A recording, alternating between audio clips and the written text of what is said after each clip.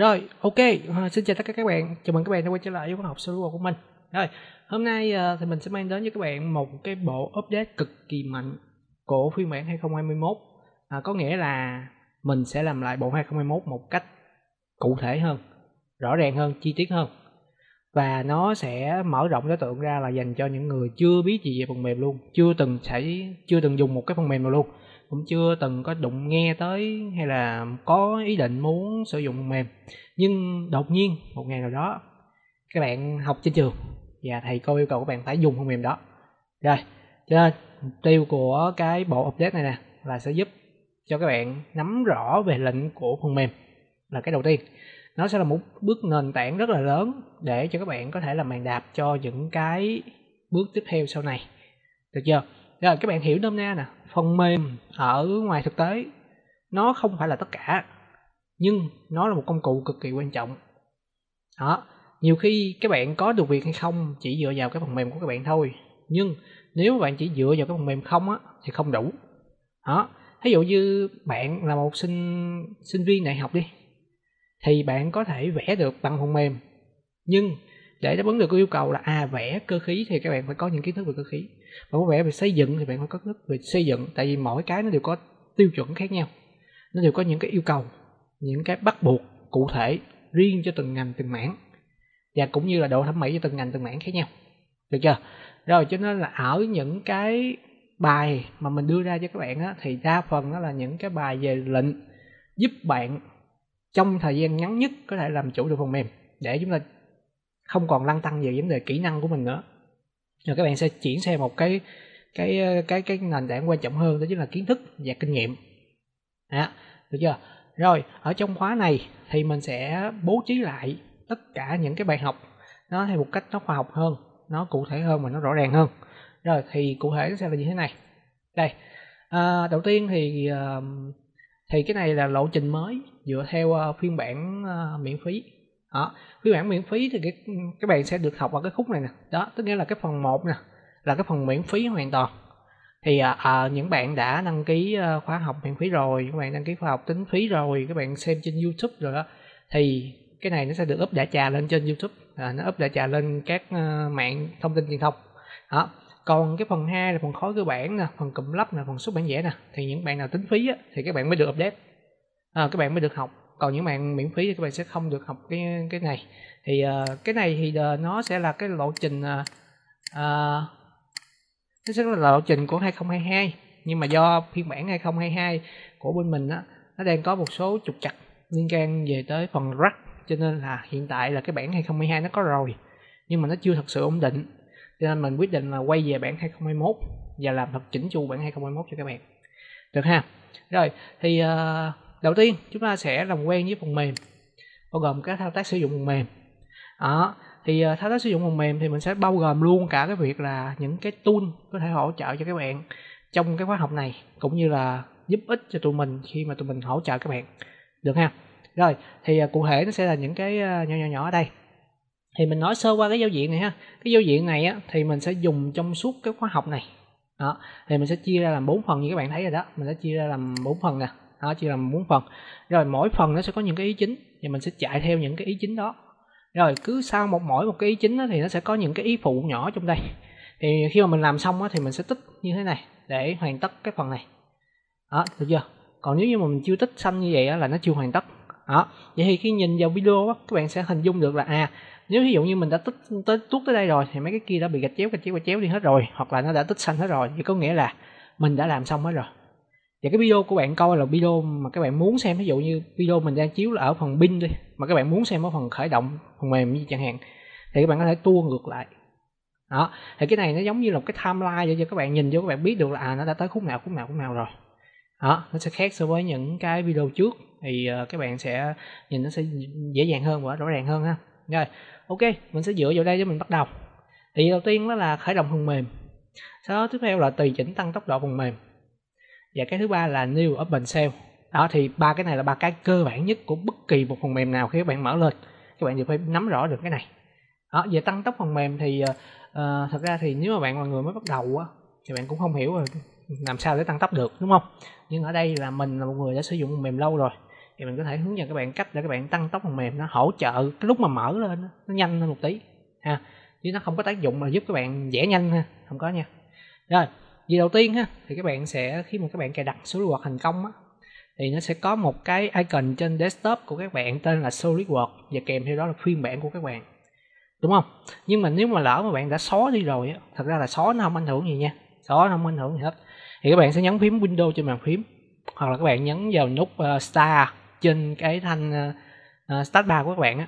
Cái thanh Start bar của các bạn thì nó sẽ nằm ở dưới, nhưng trong video này của mình thì mình đã ẩn rồi, và cái của mình thì nó nằm ở trên, tại vì mình thích chỉnh ở trên đó. Rồi tiếp theo là các bạn sẽ kéo xuống tới cái dòng mỗi chữ là SolidWorks đây ha.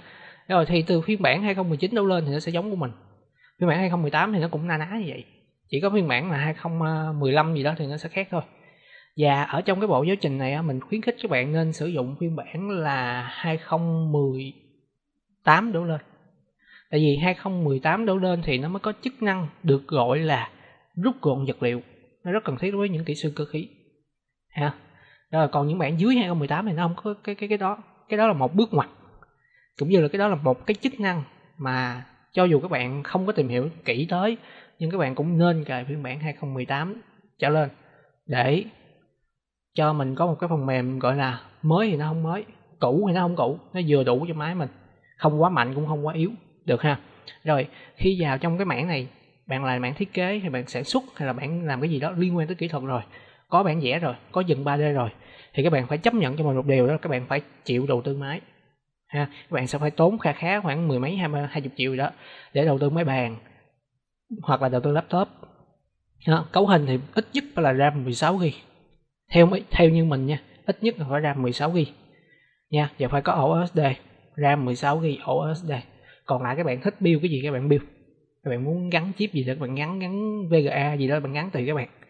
Đó, thì VGA trong SolidWorks nó không có tác dụng mấy, nó chỉ có tác dụng là xuất hình và làm cho cái hình nó đẹp hơn thôi. Còn về dựng hình nha, các bạn nên nhớ nha, về dựng hình thì chúng ta chỉ ăn duy nhất là CPU, và khi chúng ta lắp ráp thì nó sẽ ăn thêm thằng RAM nữa. CPU và RAM là hai cái rất cần thiết đối với SolidWorks. Còn cái card màn hình á, hay còn gọi là cái VGA hay là cái VGA rồi đó, thì những cái đó chỉ là giúp cho các bạn hình ảnh nó đẹp hơn, xử lý thuật toán nó tốt hơn thôi. Đó, thì có nghĩa là nếu mà VGA các bạn xịn á, thì các bạn mô phỏng phân tích lực rồi á thì nó nhanh. Đó, như một số trường hợp mô phỏng ví dụ như động lực học rồi tác động lực vô á, thì CPU nó làm hết, RAM nó cũng làm luôn, còn kèm màn hình là chỉ xuất hình thôi. Đó, nhưng tùy vào trường hợp, mà đa số thông thường á, là CPU và RAM là nhiều nhất, còn card màn hình là ít nhất, cho nên là card màn hình từ 2GB đổ lên là ok rồi. Các bạn có thể mua con 1050 Ti là đủ xài rồi. Đó, hoặc là các bạn muốn xịn hơn, có thể vừa chơi game vừa học tập được, thì các bạn mua mấy con 2060, 3060, 3050 gì đó, mấy con mới hiện giờ thì cũng ok. Còn bạn không có tiền, không có nhiều tiền, không có điều kiện thì xài những cái máy chạm cũ dòng Quattro, hoặc là những con mạnh bây giờ thì nó sẽ sử dụng là RTX rồi đó. Rồi thì các bạn nên lựa chọn là chip là từ i5 đổ lên nha, các bạn nên nhớ là i5 đổ lên hết. Tốt nhất thì làm i7 cũng được nhưng mà i5 đổ lên là được rồi, không cần quá nhiều. Rồi thì ở đây các bạn sẽ bấm vào trong cái dòng SolidWorks của các bạn, thì nó sẽ có là SolidWorks 20 mấy đó, phiên bản của các bạn, thì các bạn sẽ mở lên. Còn không là các bạn sẽ đè chuột trái xong rồi ghi nó ra ngoài cái desktop của mình đó, để nó trở thành một cái icon trên desktop đó, và cứ thế mình lấy mình xài thôi, được chưa? Rồi icon trên desktop ha. Rồi vậy như vậy thì mình có hai kiểu. Một là nếu mà các bạn để nó ở tuốt với cái thành start bar như của mình nè, đó, của mình thì ẩn đi rồi các bạn sẽ không thấy, thì các bạn chỉ cần click một click thôi là nó tự động nó nhảy vô. Còn nếu như các bạn để cái icon ở ngoài desktop thì các bạn sẽ click 2 click đó, thì nó sẽ chạy vô cái phần mềm này. Và trước khi mà nó chạy thì nó sẽ load một số cái dòng các bạn sẽ thấy một số cái dòng, thì những cái dòng này chính là những cái add-in hoặc là những cái hoặc là cái phần mềm của mình. Rồi đây là giao diện phần mềm ha. Từ phiên bản 2019 đổ lên hoặc là 2020 đổ lên thì nó sẽ có thêm cái dòng là Home, cái này gọi là màn hình welcome. Thì ở đây nó sẽ chứa cho các bạn là mở nhanh những cái môi trường, như là môi trường dựng hình, môi trường lắp ráp, môi trường xuất bản vẽ, cũng như là open những cái file mình đã làm rồi, hoặc là open những cái file mà người khác gửi cho mình. Đó, ở đây thì nó sẽ chứa là những cái folder mà các bạn đã từng mở, còn ở đây thì nó sẽ chứa là những cái tư liệu của chính hãng. Thì tất nhiên là các bạn phải có bản quyền hoặc là bạn có tài khoản admin bản quyền gì đó thì các bạn mới truy cập vô đây, các bạn mới học được. Còn nếu mà chúng ta dùng rắc thì chúng ta chỉ biết tham khảo là nó có cái này thôi, nhưng mà chứ nó không, mình không có tác dụng mấy đối với những người xài rắc ha. Rồi đừng có login vô đây ha, login vô đây cũng không có đem lại giá trị gì cho các bạn, thậm chí là nó bị bẻ rắc luôn, mất rắc luôn ha. Rồi dòng recent ở đây thì cũng giống như bên kia ha, nó sẽ hiện tối đa là 50 cái file hoặc là 50 cái folder mà các bạn đã từng mở. Rồi plan là chúng ta sẽ tham gia những cái khóa học cơ bản nhất của SolidWorks, và chắc chắn nó sẽ bằng tiếng Anh nha. Rồi các bạn nào muốn tự tham khảo thêm thì các bạn có thể qua đây để các bạn tham khảo. Rồi những bạn nào yêu thích phiên bản mới, phiên bản cập nhật mới thì các bạn sẽ dòm đây. Ở đây thì chúng ta có phiên bản SolidWorks 2022 SB1 đã có cho phép download rồi. Thì các bạn cứ tính đi, thì ngày 22 tháng 2 là nó sẽ đã update bản 2021. Chỉ cứ khoảng sau 1-2 tuần gì đó thì sẽ có bản rắc. Đó, các bạn cứ canh khoảng 1-2 tuần, 3-4 tuần thì các bạn lên những trang mà chuyên download rắc á về thì nó sẽ có cái SolidWorks 2021, 2022 SB1 cho các bạn download được ha. Hiện tại thì có rồi đó, nhưng mà nó rắc nó chưa ổn định cho nên là mình chưa cập nhật được ha. Rồi thì nếu bạn không thích thì bạn có thể tắt đi. Đó, tắt đi. Thì ở đây mình sẽ tắt đi để mình giới thiệu ha. Mình giới thiệu cách để mở phần mềm. Cách mở phần mềm thì một là nó sẽ hiện nút Home như thế này, và các bạn sẽ nhấn nút vào phần phát để các bạn mở môi trường phát ra, và chúng ta tiến hành sử dụng phần mềm. Hai là các bạn sẽ vào file và bạn chọn new. Rồi vào file new thì nó sẽ hiện ra cái ba cái môi trường chính là cái khối, lắp ráp và xuất bản vẽ, được chưa?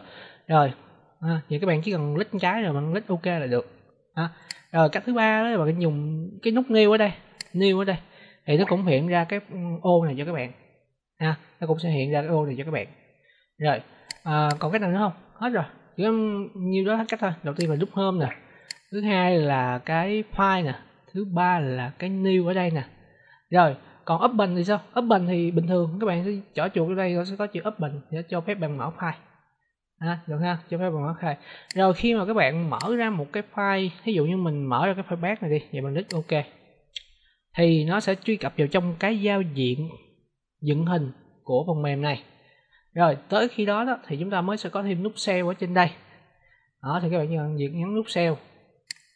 Rồi nó sẽ lưu lại cho một mạng cái định dạng. Đó. Ở đây thì mình sẽ giới thiệu nha, cái định dạng này rất là đặc biệt, tại vì định dạng này chỉ có phần mềm SolidWorks mới mở ra được thôi. Còn những phần mềm khác có thể nó sẽ mở ra được, nhưng mà nó sẽ đọc không hết dữ liệu được ha. Thì chuẩn chỉ nhất và tối ưu nhất thì vẫn là SolidWorks đọc cái file của nó thôi. Đó là điều hiển nhiên rồi ha. Rồi bạn nên nhớ file của SolidWorks là gì? BRT, hoặc là chính xác đuôi của nó là SLD BRT, được chưa? Rồi những cái file khác thì bạn không cần quan tâm, bạn chỉ cần quan tâm đúng cái file này thôi. Ban đầu chúng ta chỉ cần quan tâm đúng cái file này là được rồi. Đó, thì các bạn sẽ save lại, thì các bạn sẽ nhớ là cái đuôi mà có SLD BRT là chính xác là đuôi của SolidWorks, và cái đó là file của SolidWorks, được ha. Rồi ok, thì đó là cái phần giới thiệu bài học ngày hôm nay. Rồi thí dụ như mà lỡ mà bạn muốn tắt phần mềm thì chúng ta phải, nếu bạn chưa vẽ gì hết thì bạn hãy nhấn nút X bự trên đây, để tắt. Nhưng mà nếu mà bạn đã vẽ này rồi vẽ một cái gì đó rồi, một cái khối rồi, một cái biên dạng 2D rồi thì các bạn nên nhấn nút này, nút lô ở dưới cùng, để nó lô cái file của mình, nó đóng cái file của mình đi, rồi sau đó bạn mới tắt phần mềm, được ha. Thì nó sẽ trải qua các bước như vậy. Rồi với video đầu tiên nó hơi dài, tại vì nó gộp hai vấn đề lại, thì mình hy vọng là các bạn sẽ có được một cái nhìn tổng thể về cái phần mềm này. Thứ hai là nhìn tổng thể được cái khóa học này, để biết là các bạn có theo lâu dài khóa học này hay không. Rồi chúc các bạn thành công ha.